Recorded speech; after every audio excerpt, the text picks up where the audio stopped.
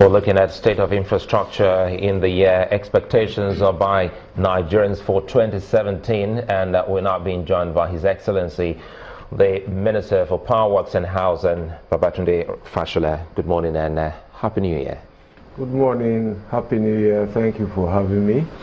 You know, for Nigerians, holistically, they have some expectation of those three key sectors of your ministry. And before we get into some of those, details, let's have a holistic picture of what is being like for 2016 so that we know what to expect for the year 2017.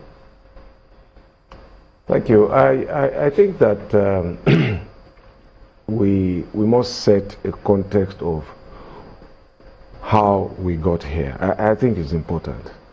And I think if you go back to your files, you will recall that perhaps in the last decade we've had all of these debates about growth without development. We've had these debates about budget, capital side of budget being less than 20% and all of that, and that people were not feeling the impact of the growth. The disparity in income levels between those who had and those who didn't have was wide, and all of this is all documented, and I think that they were the precursors to where we were today. Very reduced spending on infrastructure at a time that we earned a lot of money, and so the picture was at the inception of this administration. In my ministry, in the work side and in the power side, many contractors were owed monies. They stopped working. The contractors then chose to survive first. They started laying off people. And once you started doing that, what you will see was people losing their jobs. They lost their purchasing power. So down the line, the agenda and the stage was set for the recession we had. So it didn't matter which government came on. The stage had been set. Diminished production, quarrying, welding, all of the works, and in spite of our infrastructure deficit. Of course, the problems are not local alone, they're global. So many countries are also going through very tough times. But as I've said before, it's like preparing for winter. If you don't prepare and buy warm clothing, the winter will bite harder. So you can only then hibernate and hope that you will have a better spring. But where are we? We perhaps could have started better in terms of the budget. So the budget didn't come until about May. And again, I don't excuse that, but I can explain it.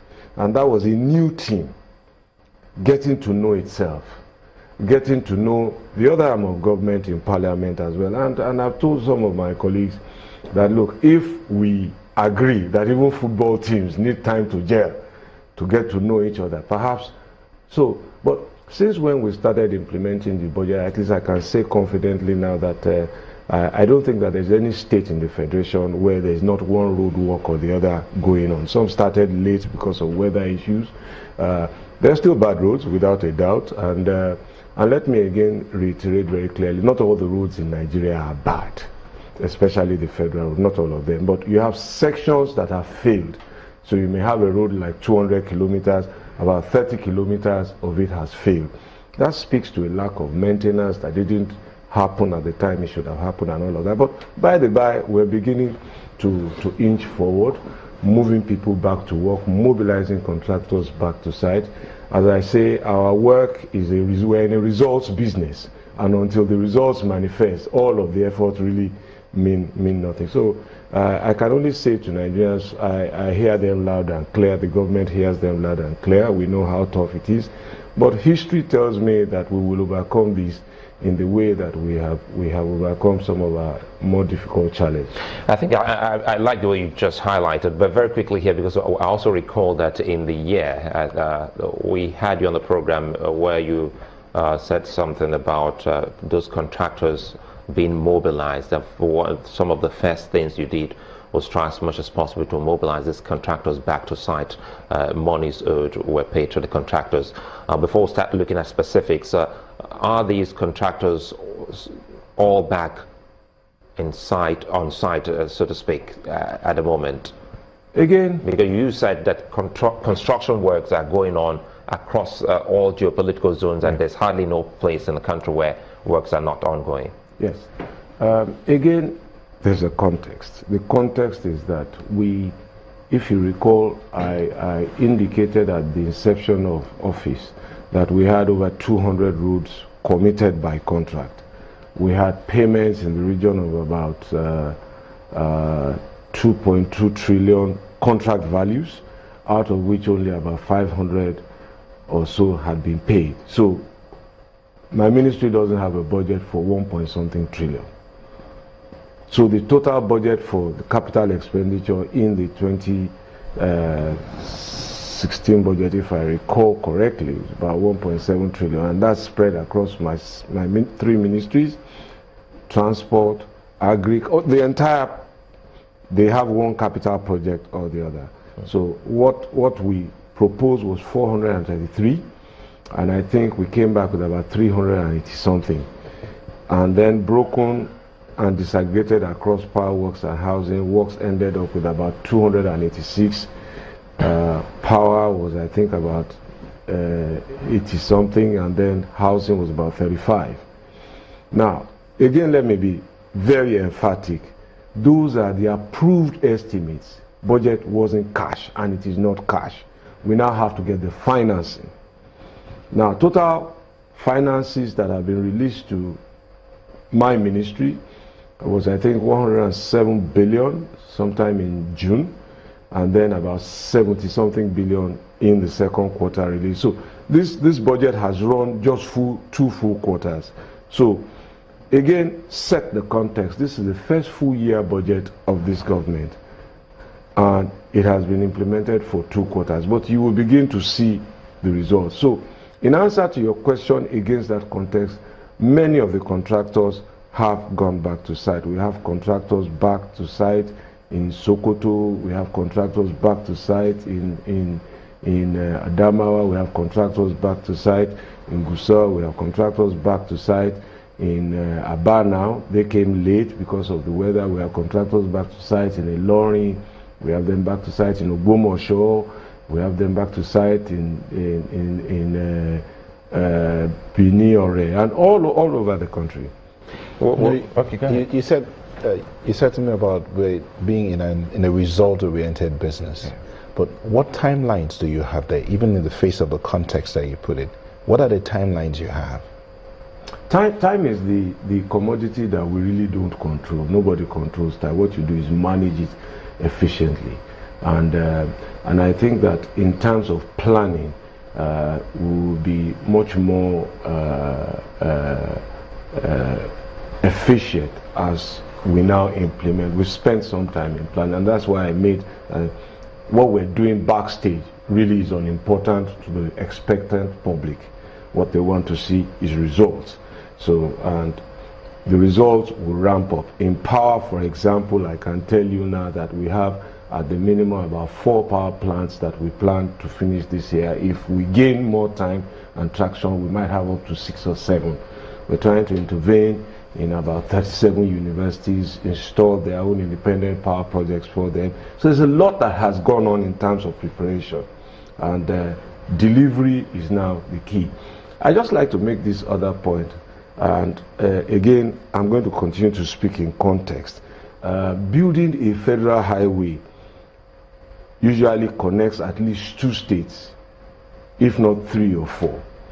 They run for hundreds of kilometers. Designing that road alone takes on the average 6 months to a year or longer, just to design it in order to cost it.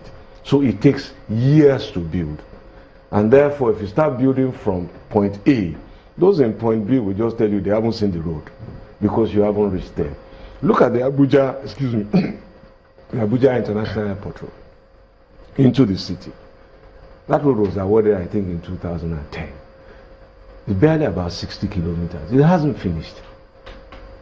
This administration is just now completing it. So that's the challenge. That's the time we have lost when we had the money. But look, stop looking back. Move on. You know, now you just talked about Abuja. It reminds me of Markwe, who is seated in Abuja. Markwe.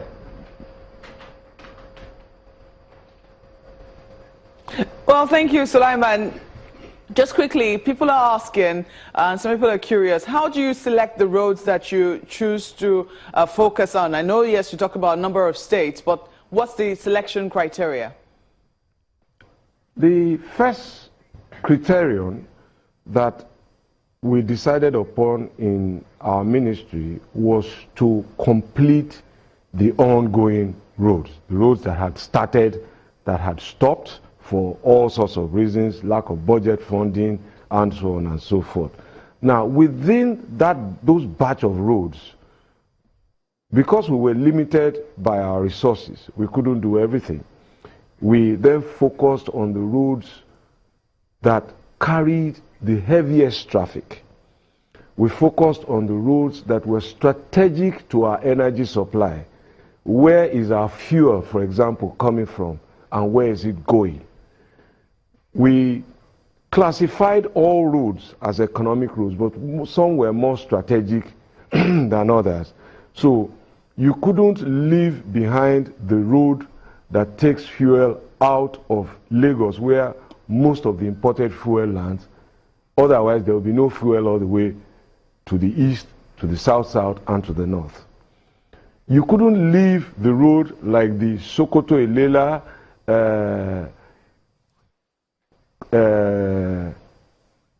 Ilorin-Jeba, which is the link between the northwest and the the southwest, through Oyo, Ogbomoso to Lagos, because that is the road where most of the foodstuff, cattle, vegetables come. Then you had to look at roads from ports to evacuate cargo terminal for importers. Then we were looking at roads that lead to certain strategic fuel depots also, and then roads that led to major food baskets in the country.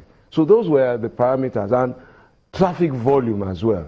Some roads carried much more traffic than others, and the principle in government is doing the greatest good to the greatest number, possibly not to everybody.